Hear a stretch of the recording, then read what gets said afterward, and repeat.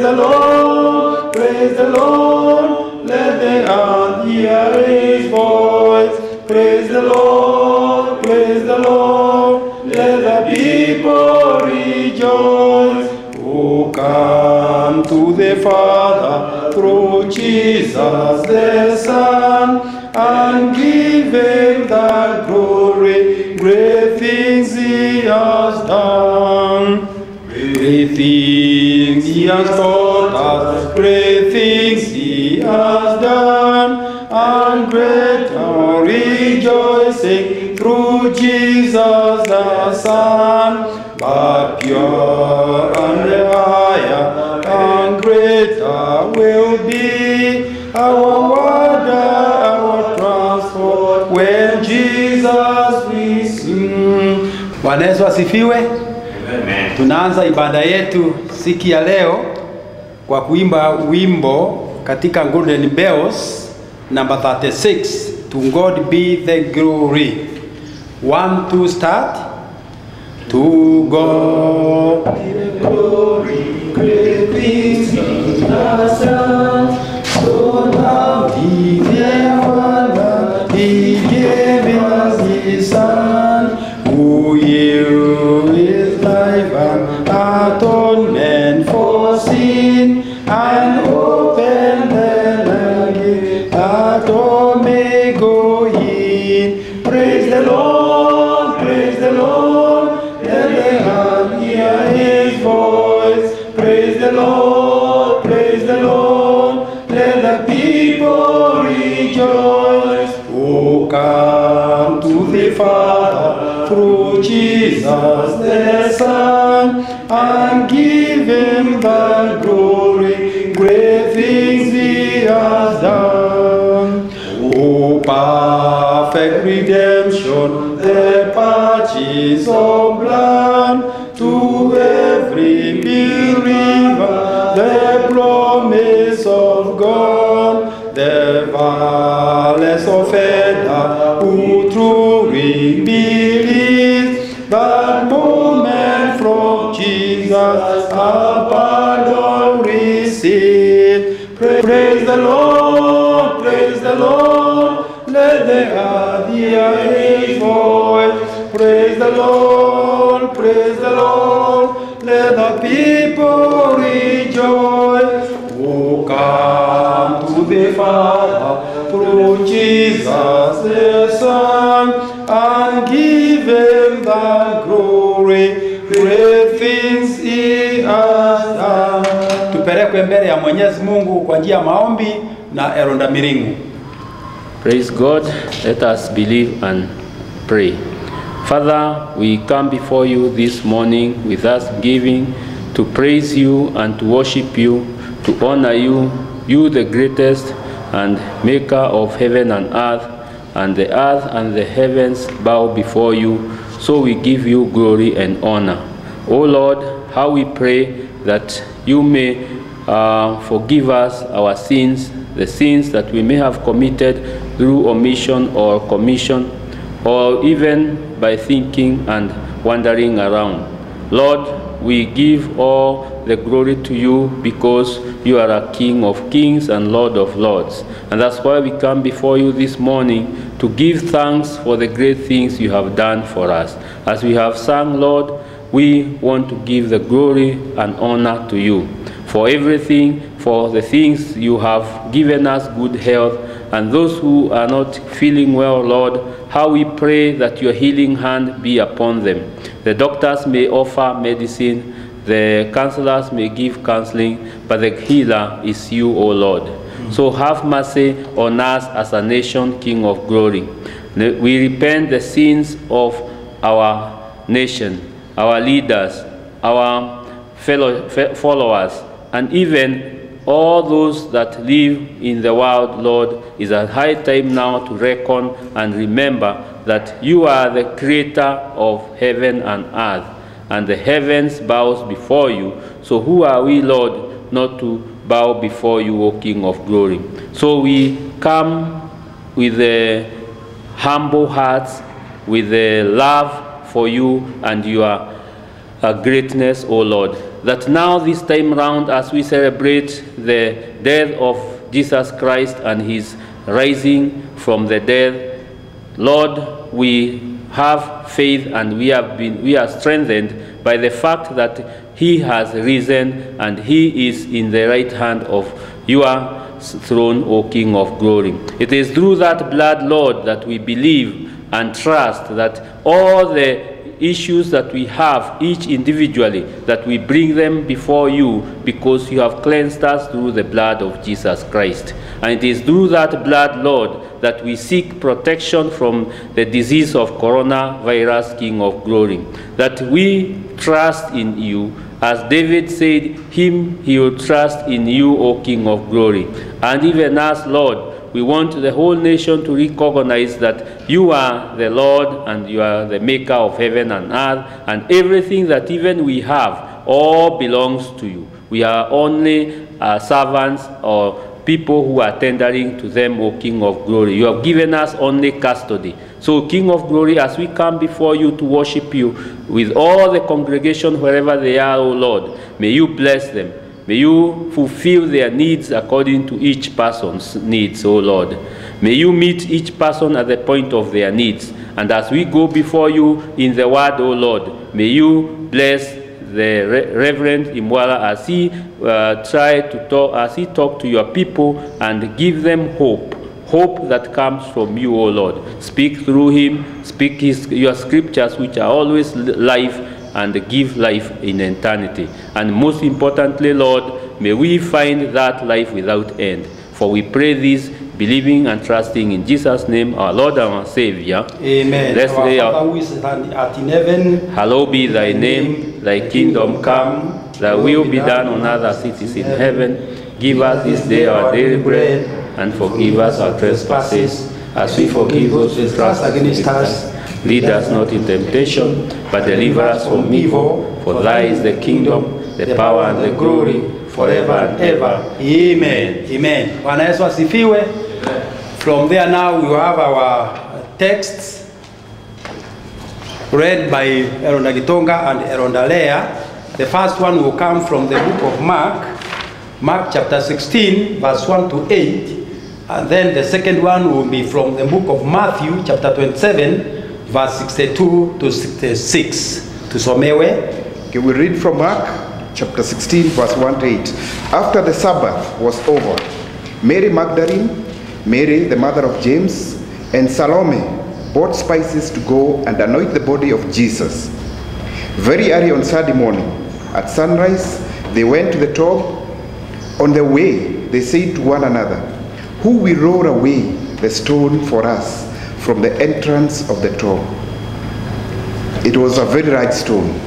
Then they looked up and saw that the stone had already been rolled back. So they entered the tomb, where they saw a young man sitting on the right, wearing a white robe, and they were alarmed. "Don't be alarmed," he said. "I know you're looking for Jesus of Nazareth, who was crucified. He is not here. He has been raised. Look, here is the place where they put him. Now go and give this message to his disciples, including Peter. He is going to Galilee ahead of you. There you'll see him, just as he told you." So they went out and ran from the tomb, distressed and terrified. They said nothing to anyone because they were afraid. That's the end of the first reading, and the reading continues.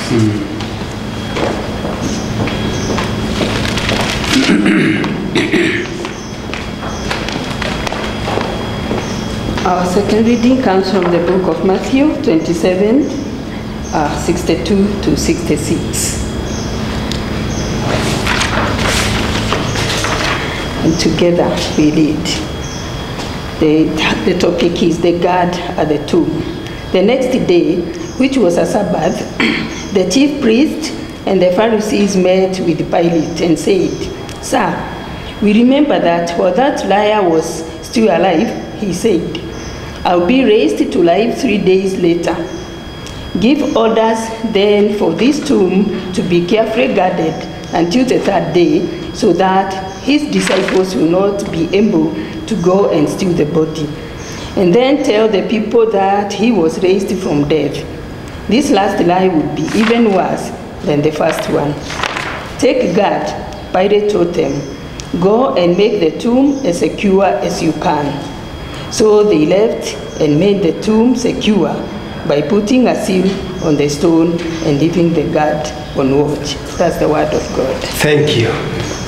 Brothers and sisters of Makandala, wherever you are today, Sunday, I take this opportunity to greet you in the name of our Lord Jesus Christ, who is our Lord and Savior.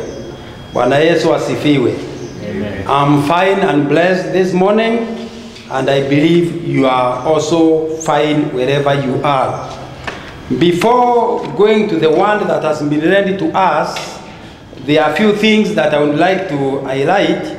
Number one is that we continue observing the directives that we have been given by the government through the Ministry of Health. Social distancing, face masks, washing our hands, and be at home at this particular time, just for the sake of your security. Fellow members, I urge you to continue praying, because as I said last Sunday, there is hope, there is no cause of alarm.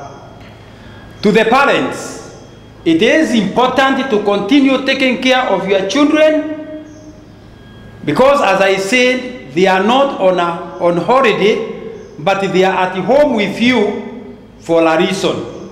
So let them not roam about visiting their friends or doing other things, but be close, monitor your children very, very closely. And to our young men and women, I want to say that this is not the time to enjoy yourselves. To those who are in secondary schools, remember we have not closed the schools. It's only that we have been told to go home so that we may stop the spread of this virus, which is very dangerous to each one of us. Therefore, I urge you to be very close to your books.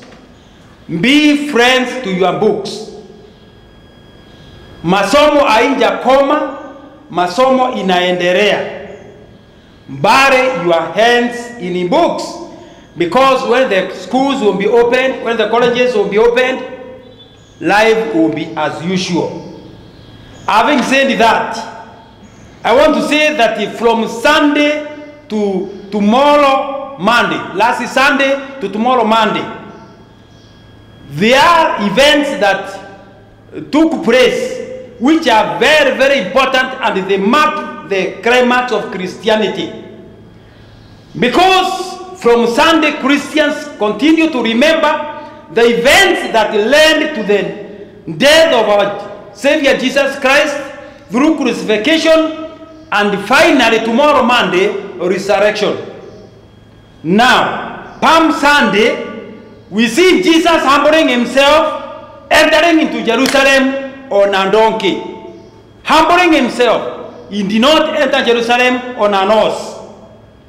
And when you read Luke chapter 19 verse 41 to 42, we see as Jesus neared Jerusalem, when he viewed Jerusalem on a hill, the one tells us that Jesus cried over Jerusalem because of the things that he saw people doing in the temple of God.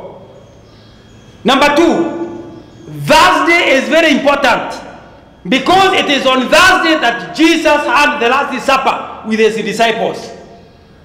Then, the same Thursday, we see Jesus humbling himself and washing his disciples their feet.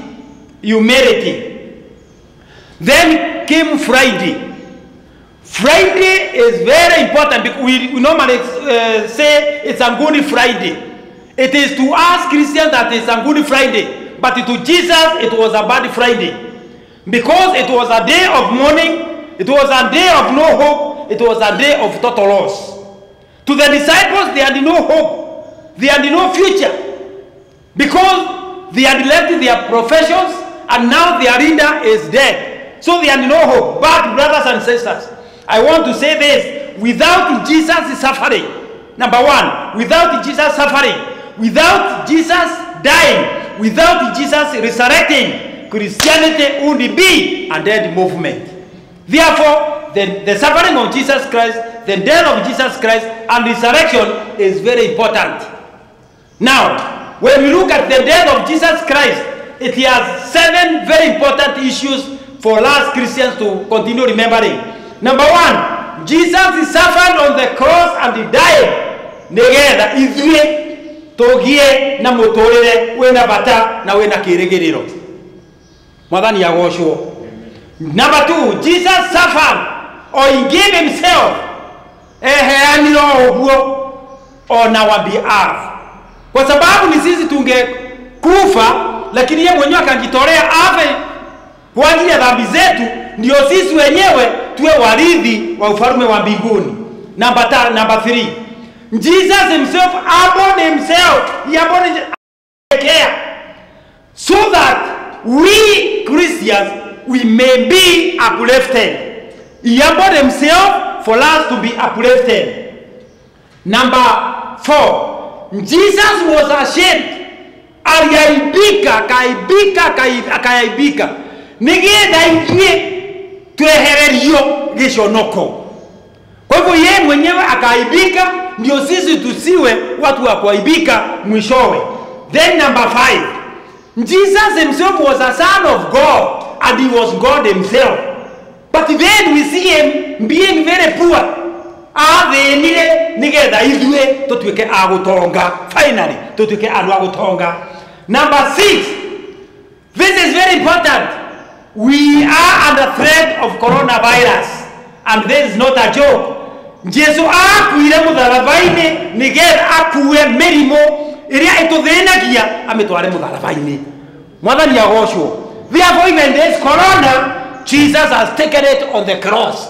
Very soon it will be no more. And finally, Jesus died so that he may destroy the work of the devil in us. Gĩtũmi kĩa Jesũ nĩ thanio, nĩ atharũrie wĩra wa ngoma, ũrĩkĩrĩte kũrĩ andũ aingĩ, nĩguo matikanao. Jesus died so that he may destroy the works of the devil. Brothers and sisters, there are 3 paramount questions. Number 1, how many times have we crucified Christ? Ni maita maigana twabithagia Jesũ mũtharaba-inĩ? Nĩ ciĩko citũ na mĩthiĩre itũ. Question number 2, how have we turned his house as a den of robbers as Christians? Because when Jesus entered Jerusalem, he said, my Father's house will be a house of worship, not a den of robbers. Number 3, does the death of Jesus Christ have any meaning in our lives? Gĩkuũ kĩa Mwathani rĩ kĩna bata ũrĩkũ thĩinĩ wa mũtũrĩre witũ? Endwa kwa thĩinĩ wa Mwathani. When Jesus died on the cross, there are 3 important issues that happened. Maũndũ matatũ marĩa monekire nĩ ma bata mũno. Number 1, there was a total darkness over the earth. Rĩrĩa Jesũ atuĩkanire ũguo, kwagĩire nduma thĩ yothe mathaa matatũ. This shows the nature was mourning for the tragedy. The nature was mourning for the tragedy. Ũndũ ũyũ wekirwo warĩ ũndũ mũũru mũno, but later on they came to realize they had messed. Number 2, the sun stopped shining. The sun stopped shining for 3 good hours. This shows that there was curse over the sinful mankind. Kwarĩ na kĩrumi igũrũ rĩa mũndũ. na kweria kirumi giki no gwitikira thakame iyo itikire mutharaba-ini ya Jesu Kristo. Then number 3, the curtain in the temple was torn into 2. Ile kitambaa ambayo ilikuwa imegawanya hekalu iliraruka mara mbili. At Christ's death, brothers and sisters, there was no barrier. The barrier which was there was removed. Therefore, death of Jesus Christ is very important to us because it opened a new way, a new life for us as Christians. Therefore, the word that has been read to us from the book of Mark and Matthew, we see 3 ladies. We see 3 ladies: Mary Magdalene, Salome, and Mary, the mother of James. These 3 women had followed Jesus from crucifixion to the tomb. When the disciples deserted Jesus, these women did not desert Jesus, but they followed him from where he was crucified up to the tomb. Therefore, they could recall all the activities that had taken place. Now, these 3 women, they bought very expensive oil to go and anoint the body of Jesus. Very expensive oil to go and anoint the body of Jesus Christ. Brothers and sisters, this was a sign of love.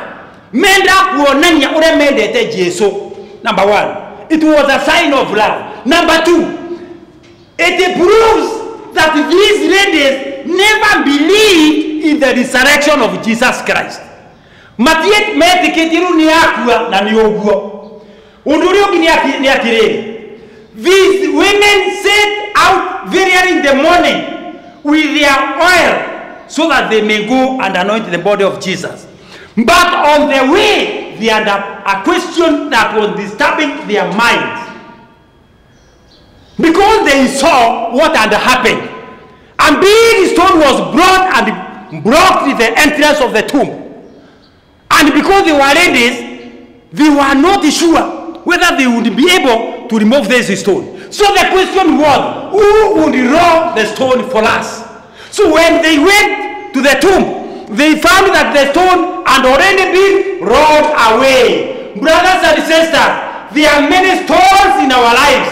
Even coronavirus is a stone, but Jesus Christ is our stone roller. Praise the Lord. What else was it? Now, when you go to the book of Matthew, chapter 27, verse 62 to 66, the Pharisees, the church leaders, they are the ones who conspired to crucify Jesus. So now when he died and he was buried, now they went to the leader and told them, you know what? Munene wito, mundu uyu ni oigaga atiriri, ona akua ni akariuka. Kuoguo ri, twitikirie, tuthi tukarangire kaburi yake, nigetha arutu wake matikanaie mwiri wake, macoke kuga atiriri, ni kuriuka ariuka. Then they were told, go and do what you want to do. Maandiki anasema walienda wakachukua askari wakamweka pale ndio alinde. Mwadhani agoshwo.